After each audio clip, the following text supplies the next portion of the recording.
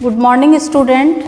आज हम कक्षा 10 के हिंदी व्याकरण के पाठ्यक्रम के अंतर्गत सूचना लेखन का अध्ययन करेंगे। सूचना लेखन, जिसे अंग्रेजी में नोटिस राइटिंग भी कहा जाता है। सूचना का बच्चों शाब्दिक अर्थ होता है हम किसी भी चीज़ को बताना किसी को, या घटनाक्रम से अवगत कराना, इन्फॉर्म करना या सूचित करना। सूचना का शाब्दिक अर्थ है किसी को बताना, घटनाक्रम से अवगत कराना या इन्फॉर्म करना, जिसको कहा जाता है कि सामूहिक रूप से। हम देखते हैं कि विद्यालय में भी हमारे सूचना पट पर या सूचना बोर्ड पर कुछ न कुछ चीज़ चस्पा रहती है, कुछ न कुछ पत्र लगे हुए रहते हैं। उसमें हमारे संस्था प्रधान या विद्यालय के जो प्राचार्य हैं उनके द्वारा कोई न कोई सूचना जारी की जाती है या सचिव महोदय द्वारा जारी की जाती है। उसको पढ़कर सभी उससे अवगत होकर और उसके बारे में जानकारी प्राप्त करते हैं। इसी तरीके से कई बार हम अखबार में भी देखते हैं तो उसमें भी इस तरह के नोटिस आते हैं कि ये सूचना जारी की गई है कि आपको फला व्यक्ति के द्वारा और आपको वहाँ पर पहुँचना है। तो बच्चों, सबसे पहले सूचना लेखन हमको ये प्रारूप बनेगा। इससे पहले हम कुछ इसके बारे में जानते हैं कि सूचना क्या होती है। कि सूचना का शाब्दिक अर्थ होता है कि किसी को बताना, अवगत कराना घटनाक्रम से या इन्फॉर्म करना।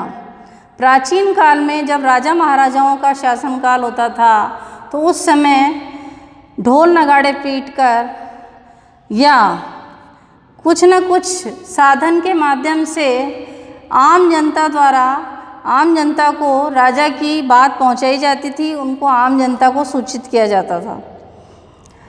राजाओं के हरकारे होते थे जो राजा के आदेश, जिसे कहते हैं दूत, वो राजा के आदेश और आज्ञा पत्र दूसरे राज्य भर में ले जाते थे, जिन्हें हरकारे कहा जाता था। ढोल वाले और नगाड़े ताशे वाले चौराहों या मुख्य स्थलों पर जाकर सबको एकत्र करके सूचना करते थे।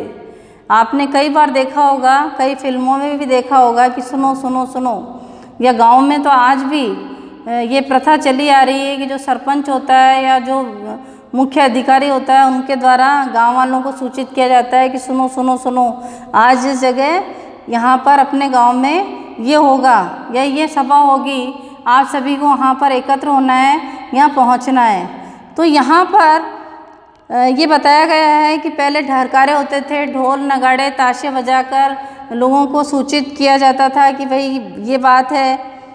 इसके बाद आगे चलकर फिर भोजपत्र भी हुए, जिन पर सूचनाएं प्रेषित की जाती थी शिलालेखों पर।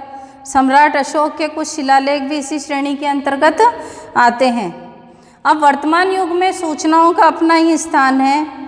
अनेक सूचना तंत्र विकसित हो गए हैं। इतना कुछ घट रहा है कि सूचनाओं के अभाव में व्यक्ति स्वयं को पिछड़ा हुआ अनुभव करता है कि जब हमें किसी चीज़ की कोई जानकारी पूरी तरह से नहीं होगी तो हम उस काम को पूरा तरह से काम करने में सफल नहीं होंगे। सूचना किसी भी व्यवस्था एवं कार्यक्रम की सफलता का प्रथम अंग मानी जाती है। जैसे विवाह आदि के पूर्व दिए जाने वाला निमंत्रण पत्र, तो हम उस निमंत्रण पत्र को पढ़कर ही विवाह संबंधी जो भी जानकारी है उसको प्राप्त कर लेते हैं कि बारात कब आएगी, कहाँ से आएगी, कब पहुँचेगी, हल्दी की रस्म कब होगी, वर पक्ष का स्वागत कब होगा, हर चीज़ का उसमें ब्यौरा रहता है। इसी तरीके से उसको हम अच्छी तरह से सजा सवा कर प्रेषित करते हैं। आजकल तो ईमेल और SMS या व्हाट्सएप के माध्यम से भी, एप्लीकेशन के माध्यम से भी लोगों को सूचनाओं का आदान प्रदान होता है। यहाँ पर बच्चों कक्षा 10 के अपने संदर्भ में सूचना लेखन को हमने सीमित प्रयोगों में ही किया जाना है। शैक्षिक स्थलों पर जो सूचना जारी होती है, कार्यालयों में जो अधिकारी के द्वारा जारी होती है सूचना, या कई रंगारंग कार्यक्रम होते हैं उसमें भी आप देखते हो कि होर्डिंग बोर्ड पर पूरी सूचना लिखी जाती है कि इसमें आयोजन, इस मेले का आयोजन है, इसमें ये अतिथि आएंगे और इतनी तारीख को ये होगा, समय ये रहेगा और यहाँ से आने वाले जो मुख्य अतिथि होंगे वो ये होंगे, और इसके अलावा क्या क्या कार्यक्रम होंगे, तो उनकी पूरी सूचना उस पर लिखी जाती है। या कहीं पर सभा होती है, या समितियों, खोया पाया, जन सुविधाएं जैसे पानी, बिजली, नाम परिवर्तन, पता परिवर्तन, विभिन्न प्रदर्शनियाँ, नृत्य, गायन, नाटक संबंधी सूचनाएं आदि सभी इस सूचना लेखन के अंतर्गत आती है। यह सूचनाओं का युग है। लगभग प्रतिदिन हमें विभिन्न माध्यमों से सूचना प्राप्त होती है, जैसे हम रेडियो के माध्यम से भी सुन सकते हैं, अखबारों, पैम्पलेट्स और सूचना पट बोर्ड के माध्यम से भी, सूचना बोर्ड के माध्यम से भी हमको कोई ना कोई जानकारी प्राप्त हो जाती है, उसको हम पढ़ते हैं। सूचनाओं को देखकर पढ़ा जाता है।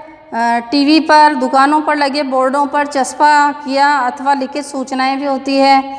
इस आधार पर सूचना लेखन के कुछ नियम भी होते हैं, उन नियम को हम जानेंगे कि सूचना को लिखते समय किन बातों का ध्यान रखना चाहिए। सबसे पहले जो बच्चों, हमको जो सूचना लेखन जब भी हम लिखेंगे अपने परीक्षा में, कोई भी प्रश्न आता है कि इसके द्वारा ये सूचना जारी की गई है, इसको आप 25 से 30 शब्दों में आप लिखिए, तो उसमें सबसे पहले हमको ये ध्यान रखना है कि जो हम जिस भाषा का प्रयोग कर रहे हैं वो फॉर्मल होनी चाहिए, इनफॉर्मल नहीं होनी चाहिए। क्योंकि हम जिस भी व्यक्ति को सूचना जारी कर रहे हैं, लिख रहे हैं, सूचना के माध्यम से हम उसको जानकारी दे रहे हैं, तो उनमें अपनेपन का या निजी संबंध न होकर वो हमारा एक कार्यालय या अधिकारी से संपर्क होता है, तो हम इनफॉर्मल लैंग्वेज में लिखेंगे, यानी औपचारिक भाषा में, उसको अनौपचारिक भाषा में नहीं लिखेंगे। तो सबसे पहले सूचना लेखन लिखते समय हमें ये बात ध्यान रखनी है कि हमारी जो भाषा होती है वो औपचारिक होनी चाहिए।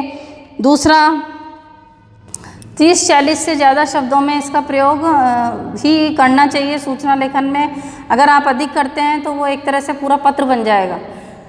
कम शब्दों में और पूरी जानकारी के साथ समय, स्थान, दिनांक, सब कुछ, पद वगैरह सब कुछ जानते हुए उसको जारी किया जाना चाहिए। उसकी भाषा सरल और संक्षिप्त होनी चाहिए ताकि जो पढ़ने वाला है वो उसको अच्छे से समझ सके। सामाजिक, आर्थिक, धार्मिक और सांस्कृतिक संदर्भों को ध्यान में रखकर इसका प्रयोग किया जाना चाहिए कि किसी की भावनाओं को ठेस नहीं पहुँचे। सूचना लेखन में हंसी मजाक, मुहावरे, लोकोक्ति या लच्छेदार भाषा का प्रयोग भी नहीं करना चाहिए। जो भी सूचना देनी चाहिए वो टू द पॉइंट होनी चाहिए कि भाई ये बात है, सटीक होनी चाहिए, उसको घुमा फिरा कर बात आगे बढ़ाकर नहीं कहनी चाहिए। यदि सूचना लंबी है तो उसको आप 2 पैराग्राफ में लिख सकते हो कि सूचना भाग 1, सूचना भाग 2। इस माध्यम से 2 अनुच्छेद के रूप में आप उसको पूरा कर सकते हैं। एक ही सूचना पत्र के 2 अलग अलग प्रसंग, संदर्भों, घटनाओं का उल्लेख करना, उन्हें बिंदुवार या पॉइंट वाइज लिखा जा सकता है। इसके अलावा सूचना लेखन में कभी भी चित्रों का प्रयोग नहीं किया जाना चाहिए। सूचना सादे कागज पर अपने हाथ के द्वारा हस्तलिखित या मुद्रित होनी चाहिए। उद्देश्य यही है कि वह पढ़ने योग्य होनी चाहिए कि वो जो सामने वाला है वो पढ़कर उसको समझ सके। शब्द चयन जो है वो बहुत सोच समझ कर करना चाहिए कि हम जो भी सूचना जारी कर रहे हैं, जिन शब्दों का प्रयोग कर रहे हैं सूचना लिखते समय, उनका प्रयोग सही होना चाहिए।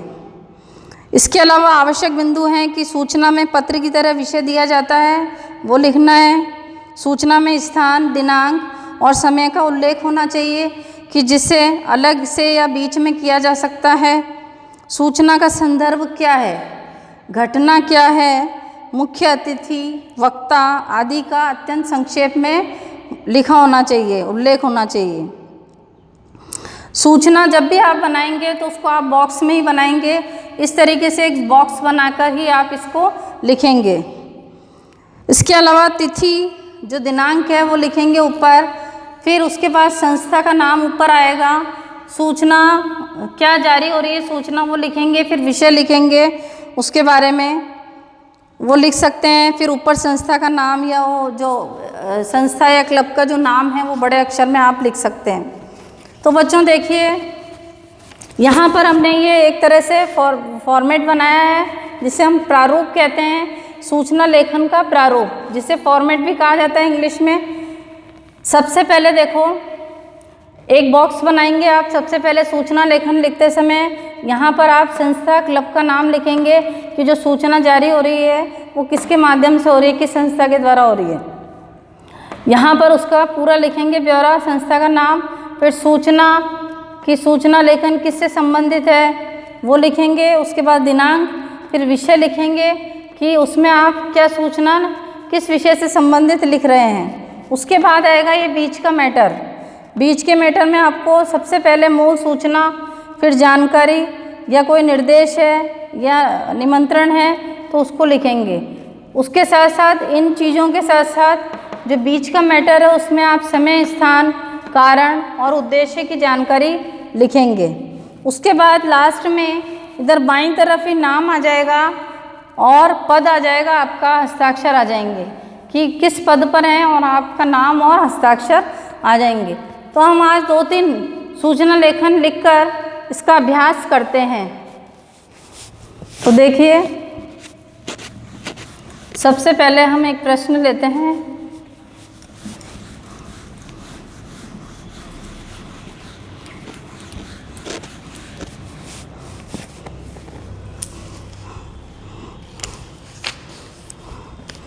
जैसे बोर्ड परीक्षा, ये प्रश्न आ गया, मान लो आपके परीक्षा में बोर्ड परीक्षा देने वाले विद्यार्थियों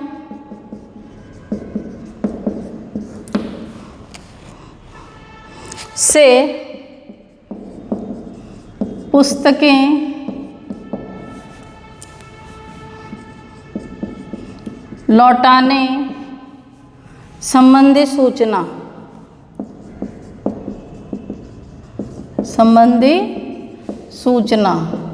तो सबसे पहले कि भाई बोर्ड परीक्षा देने वाले जो भी विद्यार्थी हैं उन्होंने अपनी अपनी जो भी पुस्तकें ली थी, लाइब्रेरी से इशू करवाई थी, उनको लौटाई या नहीं लौटाई, इससे संबंधित सूचना है। तो वो कौन जारी करेगा? जो पुस्तकालय अध्यक्ष होगा या अध्यापक होगा, वो लाइब्रेरियन जो होगा वो करेगा। तो सबसे पहले हमको क्या बनाना है? एक बॉक्स बनाना है। उसके बाद यहाँ पर स्कूल का नाम आएगा।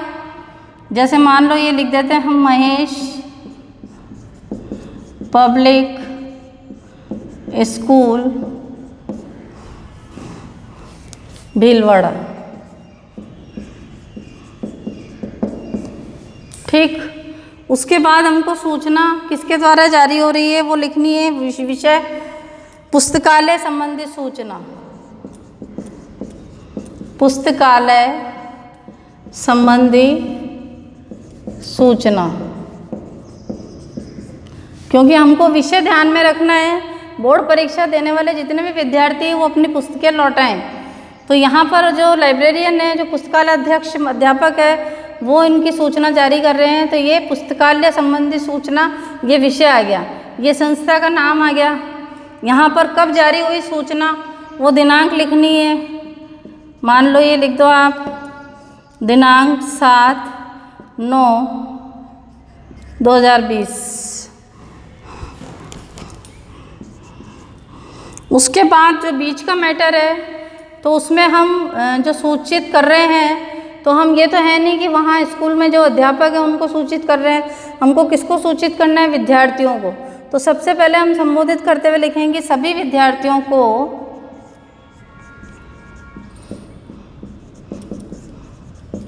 सूचित किया जाता है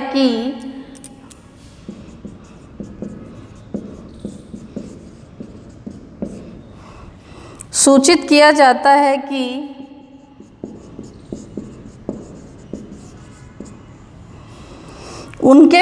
यदि उनके पास पुस्तकालय की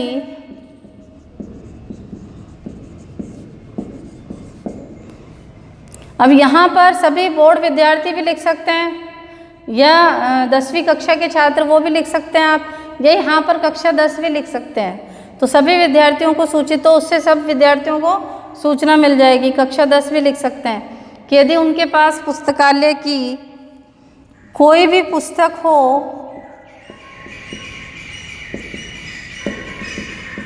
कोई भी पुस्तक हो तो उसे तुरंत लौटा दें, उसे तुरंत लौटा दें। पुस्तकें लौटाने की, पुस्तकें लौटाने की अंतिम तिथि,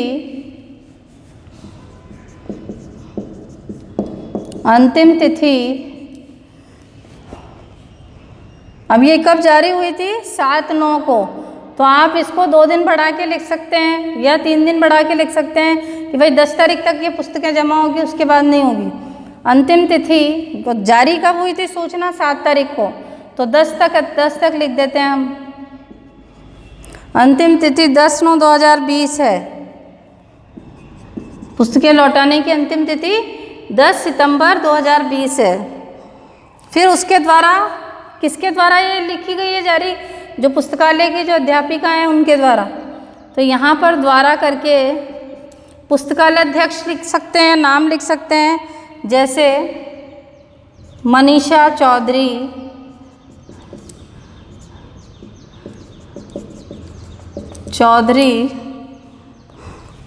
पुस्तकालय अध्यक्षा,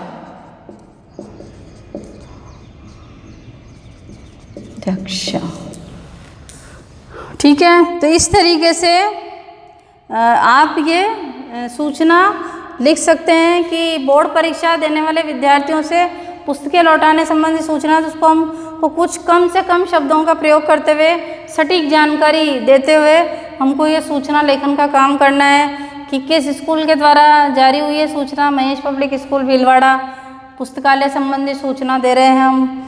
दिनांक कब जारी हुई थी कि सभी विद्यार्थियों को सूचित किया जाता है कि यदि उनके पास पुस्तकालय की कोई भी पुस्तक हो तो उसे तुरंत लौटा दें। पुस्तकें लौटाने की अंतिम तिथि 10 सितंबर 2020 है। उसके बाद द्वारा, किसके द्वारा ये सूचना जारी की गई है? तो यहाँ पद भी लिख सकते हैं आप, हस्ताक्षर भी हो सकते हैं, पुस्तकालय अध्यक्षा मनीषा चौधरी। तो ये इस तरीके से आपका ये सूचना लेखन का इसके आधार पर ये सूचना लेखन ये तैयार हुआ प्रारूप के आधार पर। आगे देखिए, एक और उदाहरण लेते हैं हम। तो हमेशा आपको ये ध्यान रखना है कि इसको बॉक्स में ही बनाना है।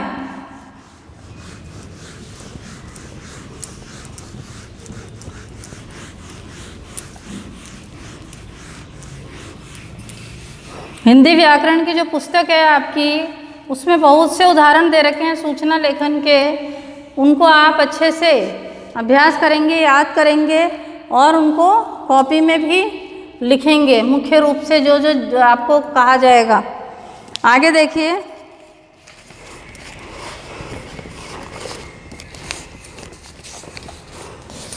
कि गर्मी की छुट्टियां, अवकाश है, तो अवकाश में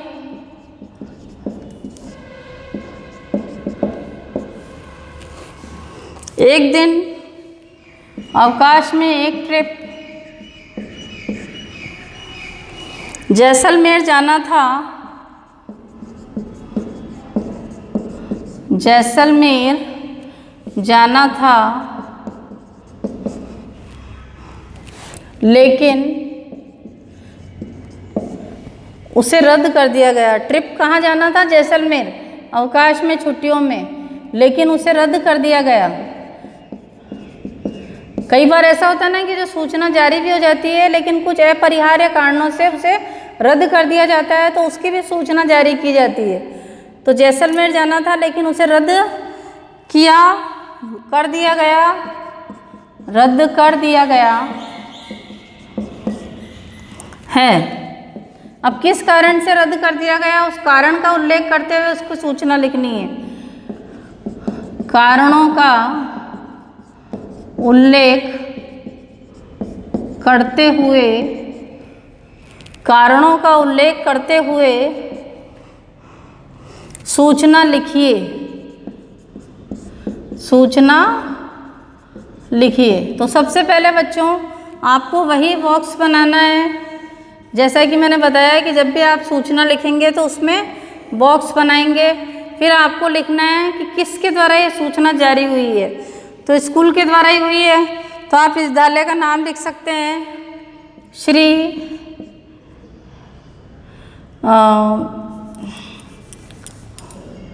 राजकीय उच्च माध्यमिक विद्यालय वाराणसी,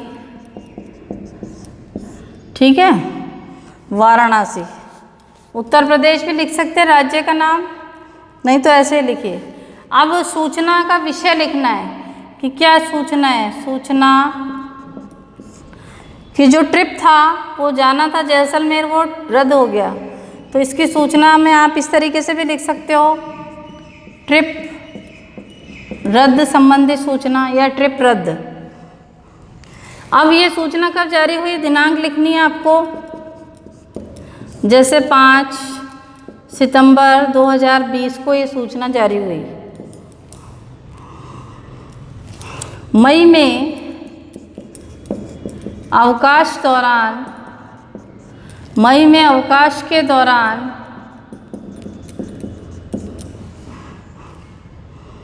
कक्षा 11 भी लिख सकते हैं, इस तरीके से कक्षा 11 और 12, कक्षा 11 और 12 के लिए जैसलमेर ट्रिप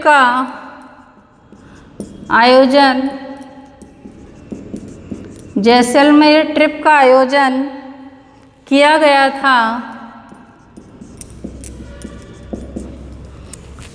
गया था, लेकिन अधिक गर्मी होने के कारण, हमने कारण लिख दिया ना इसका, अधिक गर्मी पड़ रही है इसलिए, लेकिन अधिक गर्मी होने के कारण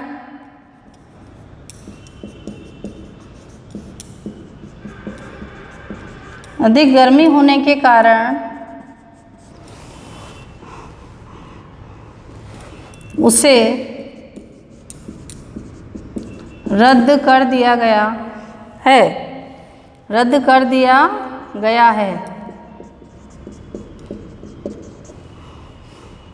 आपके भुगतान को फीस में समायोजित कर दिया जाएगा। जो भी इन्होंने जो भी राशि जमा करवाई थी इस ट्रिप के लिए, वो फीस में मिला दी जाएगी।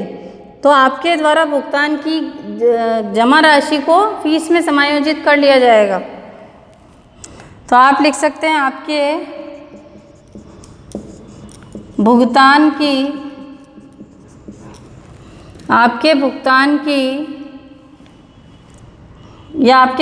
की जमा राशि भी लिख सकते हो, या आपके भुगतान को फीस में समायोजित करना होता है, मिला देना, फीस में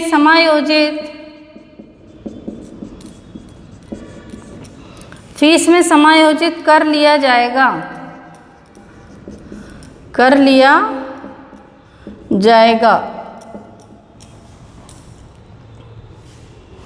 जो भी ट्रिप इंचार्ज है उनके द्वारा ये सूचना जारी की गई है, जो भी अध्यापक तो द्वारा रामलाल जाट ट्रिप इंचार्ज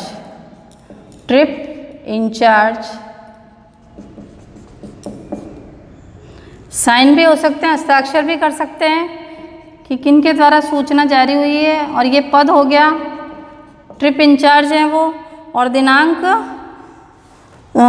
इसमें फिर इसके बाद दिनांक अपने ऊपर आ गई है ये कि इस तारीख को 5 तारीख को ये सूचना जारी हुई है। तो देखिए फिर से हम देखते हैं, अवकाश में एक ट्रिप जैसलमेर जाना था लेकिन उसे रद्द कर दिया गया, कारणों का उल्लेख करते हुए सूचना लिखी है। यहाँ पर हम कक्षा 11 और 12 भी लिख सकते हैं कि कौन सी कक्षा को हमको बताना है।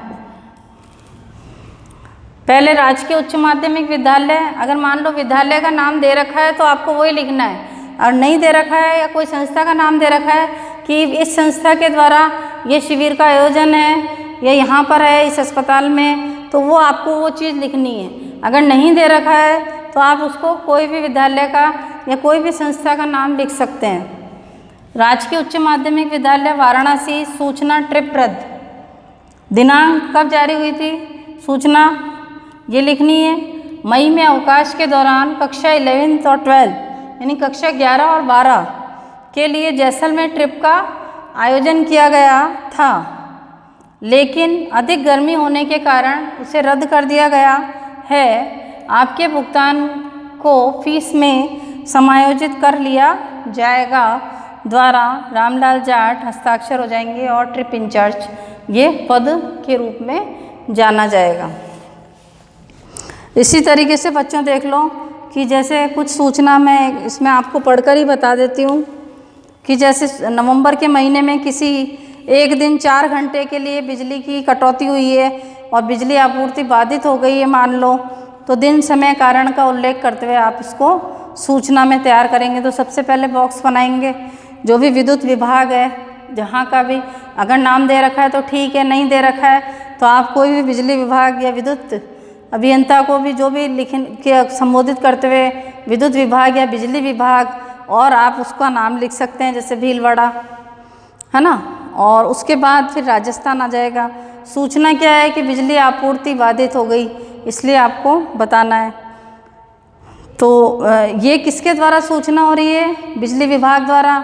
तो बिजली विभाग का पूरा ऊपर आ गया संस्था का नाम, बिजली का क्लब का नाम, और उसके बाद आ जाएगा आपके कि बिजली आपूर्ति बाधित रहेगी तो आम जनता को सूचित किया जा रहा है कि दिनांक 6 नवंबर 2020 सर्वसाधारण को सूचित किया जाता है कि दिनांक 8 नवंबर 2020 को ट्रांसफार्मर की मरम्मत का कार्य होगा। तो ये एक दिन पहले ही अपने इसमें न्यूज़पेपर में भी आ जाता है, कोई भी ऐसी बात होती है तो उसको सूचना जारी कर दी जाती है और फिर उसको हमको पता चलता है कि 8 नवंबर 2020 को ट्रांसफार्मर की मरम्मत का कार्य किया जाएगा। अतः दिन में 12 से 2 बजे तक और रात्रि को 8 से 10 बजे तक राज्य के दक्षिणी भाग में बिजली आपूर्ति विभाग जो बाधित रहेगी। तो इसमें अगर मान लो दक्षिण के न लिखकर कोई मोहल्ले का या कोई पर्टिकुलर क्षेत्र का नाम भी लिख सकते हैं आप। बाधित रहेगी, असुविधा के लिए खेद है। फिर आप सचिव विभाग जो भी सेक्रेटरी है बिजली विभाग के, उनका नाम और वो बिजली विभाग के सचिव के रूप में आके और उनके हस्ताक्षर हो जाएंगे और फिर उसमें बाधित रहेगी धन्यवाद भी लिख सकते हैं आप आगे। तो इस तरीके से ही आज हमने देखा कि सूचना लेखन इस प्रकार से आपको लिखना है। तो आप अपने जो हिंदी व्याकरण की पुस्तक है उसमें कई ऐसे सूचना लेखन के उदाहरण और दे रखे हैं, उसको आप पढ़ेंगे और समझेंगे और अपने कॉपी में 5 या 6 सूचना लेखन जो भी हैं उनको अकॉर्डिंग लिखेंगे। जो भी मैं आपको नोट्स भेजूँगी उसके अकॉर्डिंग वो कार्य करेंगे।